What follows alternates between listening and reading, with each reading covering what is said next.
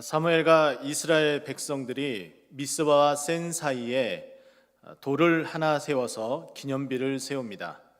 이 돌의 이름을 에벤에셀이라고 명합니다. 이 에벤에셀이라는 이 돌 이름의 뜻은 도움의 돌이라는 뜻이고, 그들의 그 뜻과 그 의미는 여기까지 우리를 도우셨다라고 고백을 하고 있습니다.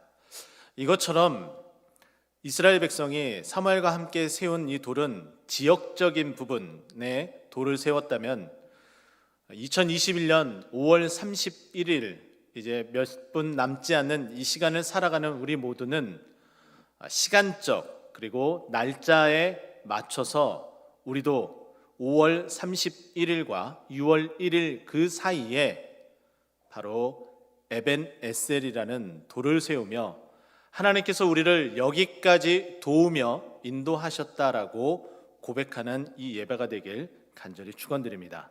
그렇게 된다면 하나님께서 6월 달도 인도해 주실 것이고, 우리 인생을 통틀어서 우리 인생 그 종점, 그 마지막에 다다랐을 때 하나님께서 우리를 여기까지 도우셨다라고 고백하는 우리의 고백이 될 줄 믿습니다.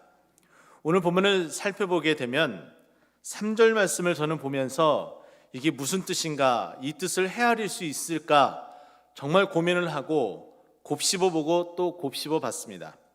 그래서 내린 결론은 제 나름대로 여러분들에게 쉽게 표현하고자 이렇게 한번 적어봤습니다.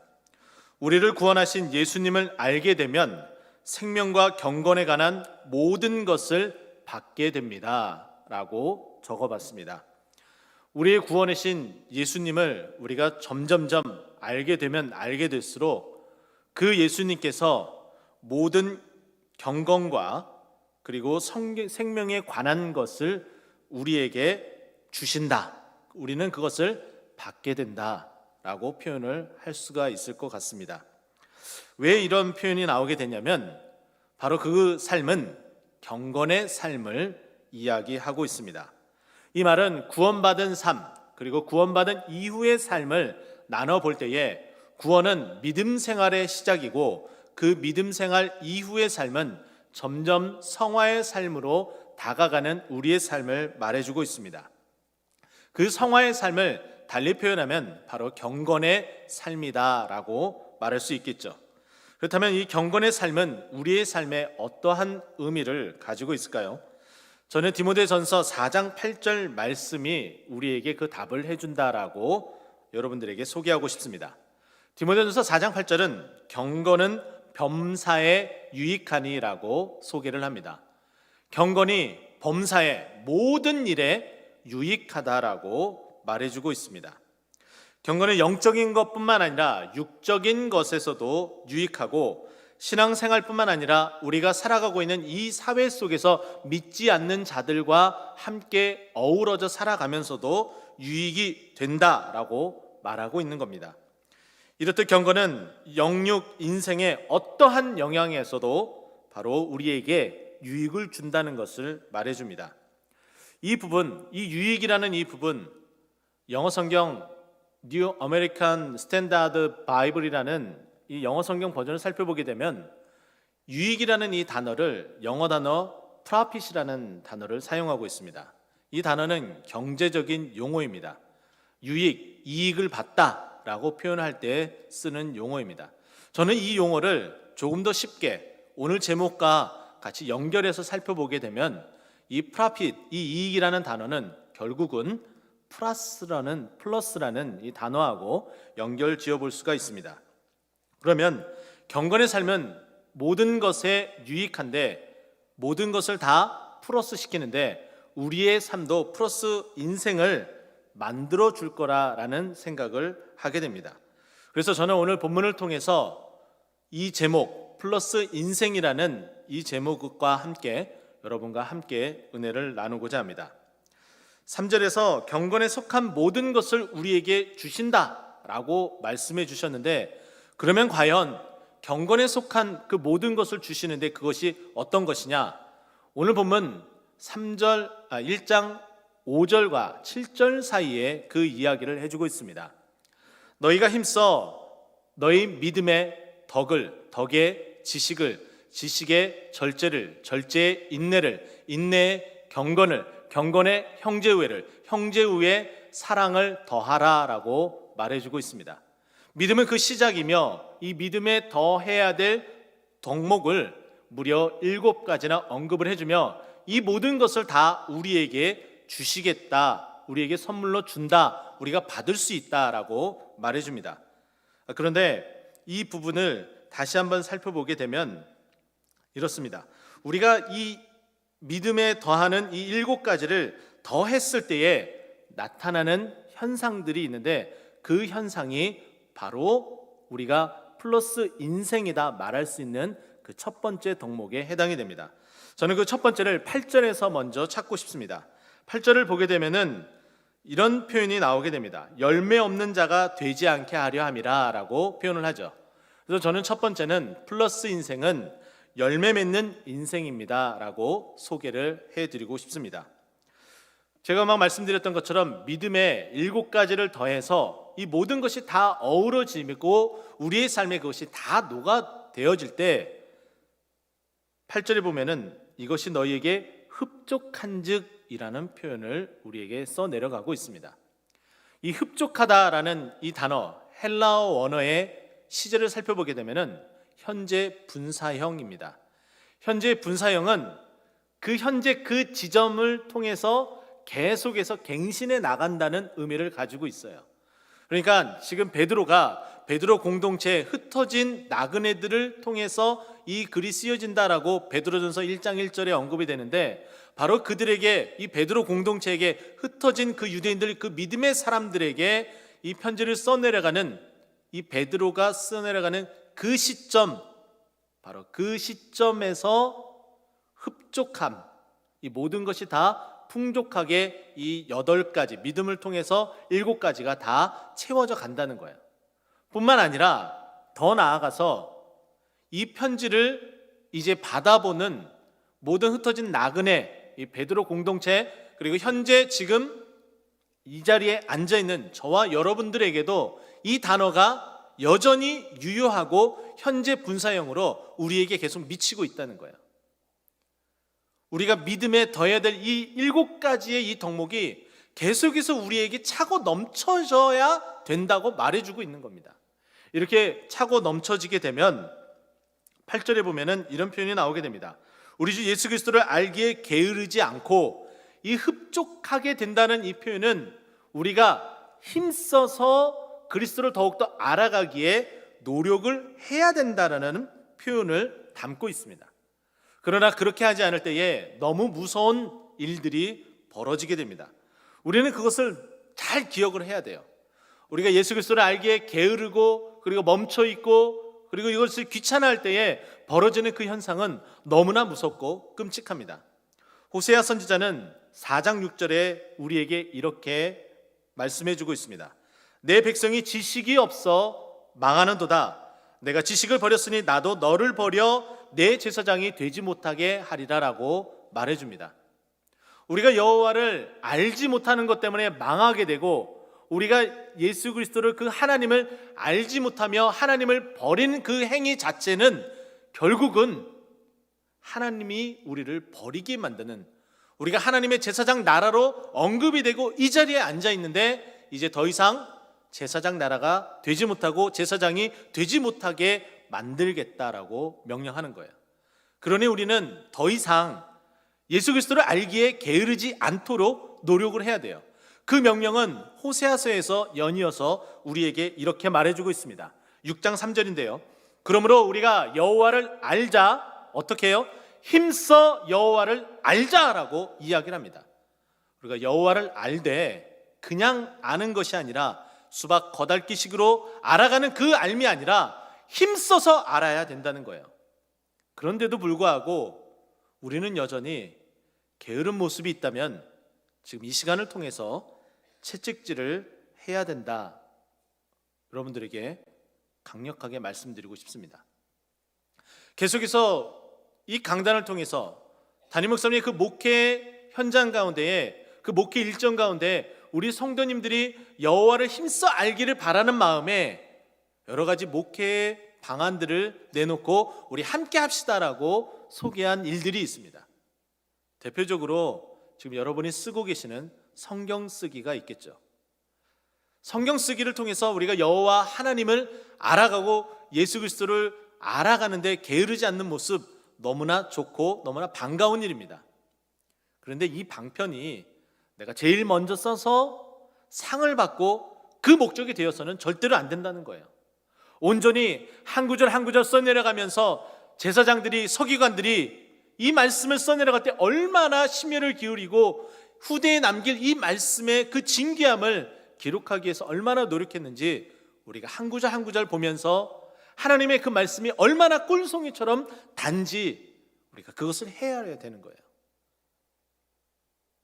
그렇게 하나하나 알아가는 재미 그리고 기쁨, 그것을 우리가 만끽해야 되는 거예요.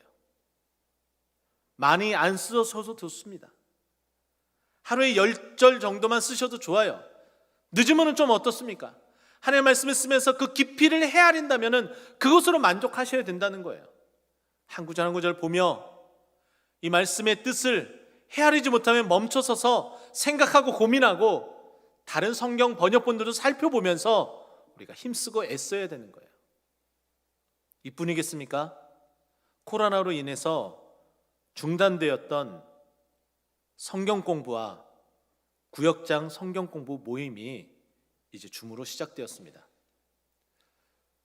지금까지 여러분과 함께 해오면서 정말 안타깝게 가슴을 치는 일 가운데 하나는 무엇이냐면 성경 공부의 참석률이 너무 저조하다는 거예요. 저조해도 너무 저조합니다. 힘써 알아가야 되잖아요. 어쩌다 빠질 수도 있어요. 빠지는 것을 염려하기 때문에 안 한다, 못한다, 이건 한낱 핑계에 불과하다는 겁니다. 노력하셔야 돼요. 힘쓰셔야 돼요. 여호와를 알기에, 예수 그리스도를 알기에 게으르지 말고 힘써서 더욱더 알아가도록 노력해야 되는 거예요. 그것이 바로 우리의 삶에 믿음에 더하는 7가지 덕목이 흡족해지는 방법이라는 겁니다. 그렇게 될 때에 어떠한 결과가 나타나게 됩니까? 8절 말씀 나타나는 것처럼 열매 없는 자가 되지 않게 하려 하심이라. 우리의 삶이 열매가 없는 자가 되지 않는다는 거예요. 이 말씀을 살펴보게 되면 굉장히 독특한 표현으로 나타나게 됩니다. 보편적으로 이 말씀을 볼 때에 열매 있는 자가 되게 하려 함이라 라고 해도 무방할 것 같습니다. 그런데 오히려 부정을 2번 사용합니다. 열매 없는 자가 되지 않게 하려 함이라 라고 이야기하며 부정을 2번 사용해요.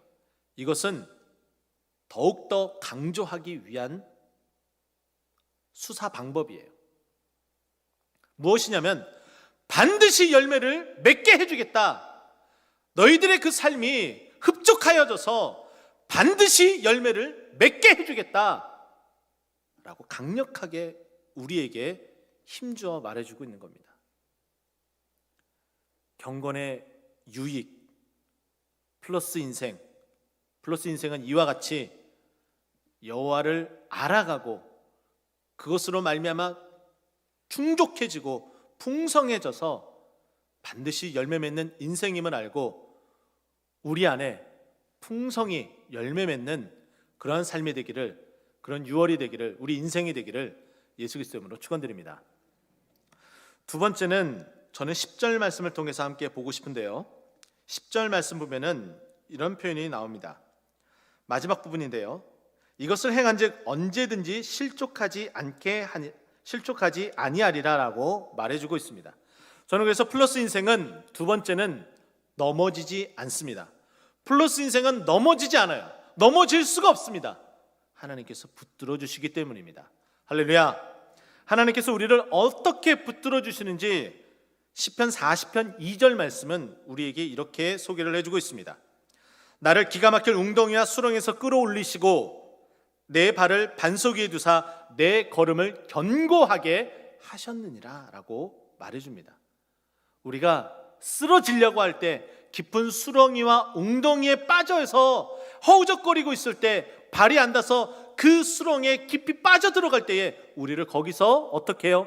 끌어내셔서 지탱해주는 반석 위에 우리를 굳게 세워주겠다라고 말해줍니다. 이 반석은 뭐예요? 예수 그리스도를 말하잖아요. 예수 그리스도의 우리의 그 믿음 위에 굳건하게 세워주셔서 쓰러지지 않게 해주시겠다라고 말해줍니다. 그러면 우리는 한번 생각해 봐야 될 필요성이 있는데요, 넘어지는 경우들이 어떠한 경우들이 있을까요?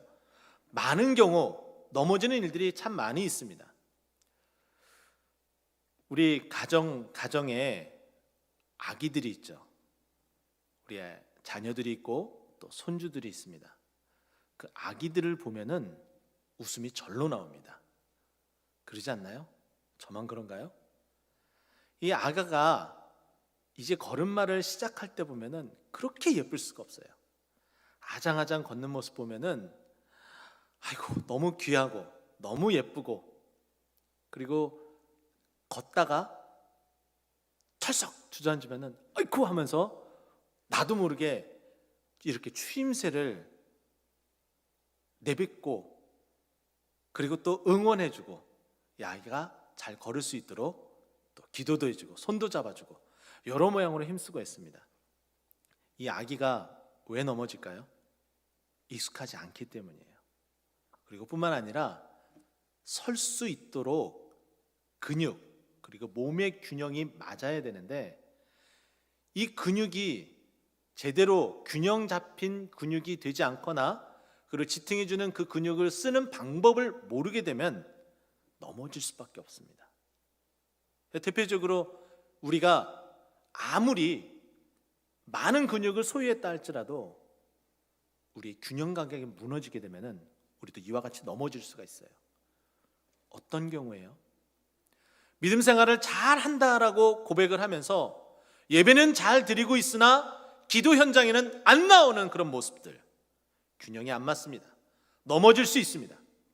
그러나 기도는 사모해서 기도의 자리는 나오나 찬양은 도외시하는 경우들, 이런 경우도 넘어질 수 있다는 거예요.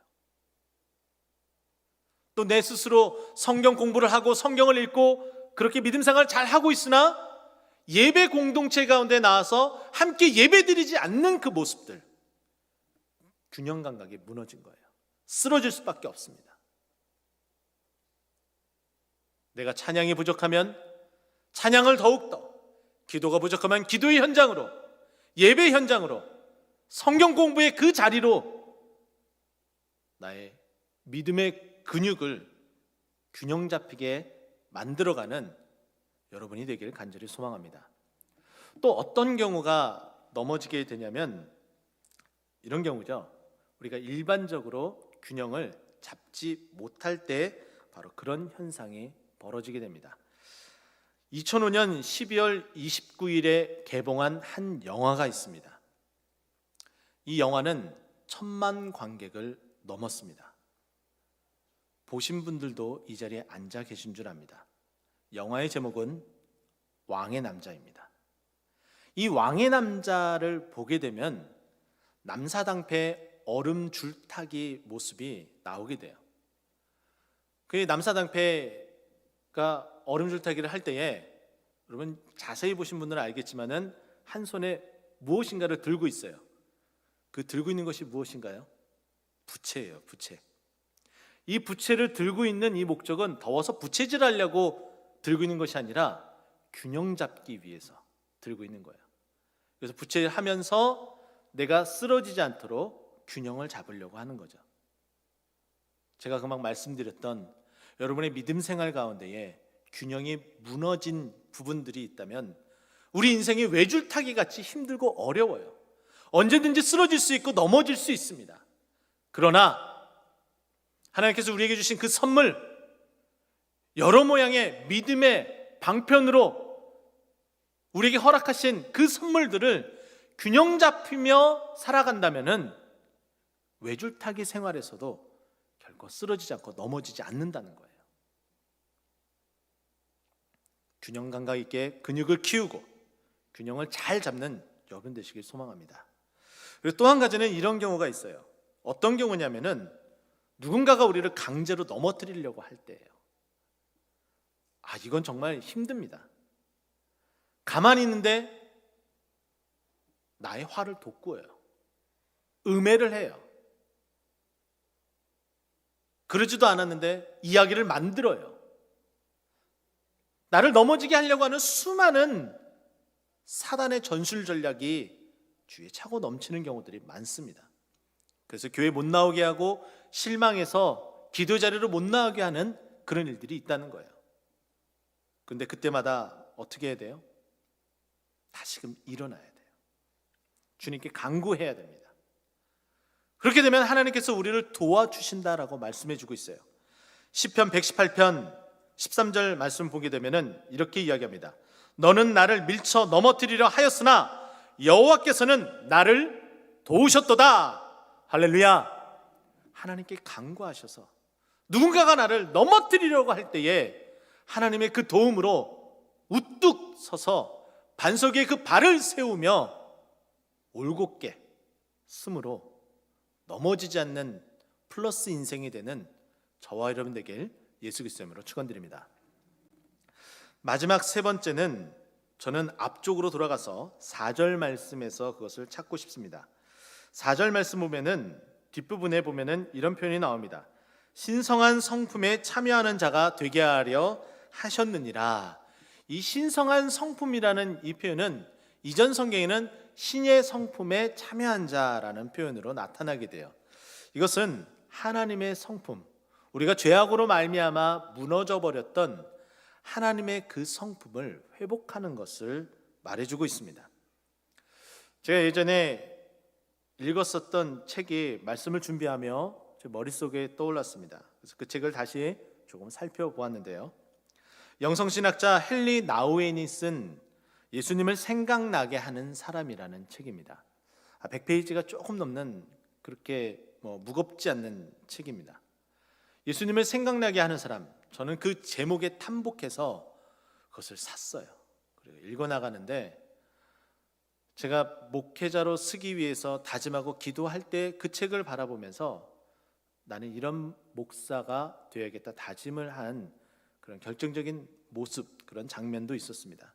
그 장면을 잠깐 소개하자면 이렇습니다. 사역자를 뵐 수 있을까요? 라는 질문을 받았을 때에 죄송합니다, 다른 분을 만나고 계시네요 라는 대답을 하는 것이 아니라 죄송합니다, 지금 기도 중입니다, 아니면 여타에 지금은 혼자 계시는 날입니다, 지금 우리의 말로 표현하면은 쉬는 날입니다, 이런 표현이 될 수 있겠죠. 그것도 포함이 되니까요. 그런 얘기를 듣는, 지금 당장 사역자를 만나서 상담하고 기도받고 싶어하는, 목말라 하는, 애타하는 그 사람의 그 간청을 외면한다면 그 사람의 심정은 어떨 것 같습니까? 라는 질문이 그 책에 나오게 돼요. 저는 그걸 보면서 언제든지 필요한 자리에 가겠다라는 다짐을 했었습니다. 그게 정말 마음대로 쉽게 되지는 않더라고요. 다른 교회 사역하면서도 여러 번 실수를 한 적이 있습니다. 그때마다 가슴을 치고 통탄했었던 생각들이 떠올랐습니다. 우리 꽃동산 교회에 와서도 제가 그런 일을 한번 겪은 적이 있었습니다. 2017년 봄 부흥의 기간이었었는데요. 어떤 집사님의 간절한 간곡한 부탁이었습니다. 그 부탁은 무엇이었냐면은 사랑하는 부모님이 이제 소천하게 될 임종 직전에 있는데 병원에 와서 임종기도를 해 주십시오라는 부탁이었습니다. 제가 상황을 잠깐 듣고 이야기를 해보니까 제 판단 속에서는 당장 돌아가시지 않을 거라고 저는 판단을 했었고요. 그리고 또한 부흥의 기간이라는 약간의 핑계, 그것이 제 마음을 움직이지 않게 만들었습니다. 그러나 부흥의 그 저녁 집회 끝날 시간대가 되었을 때에 소천했다는 전화 소식을 받게 되었습니다. 내가 큰 일을 저질렀구나. 내가 다짐했었던 이 다짐이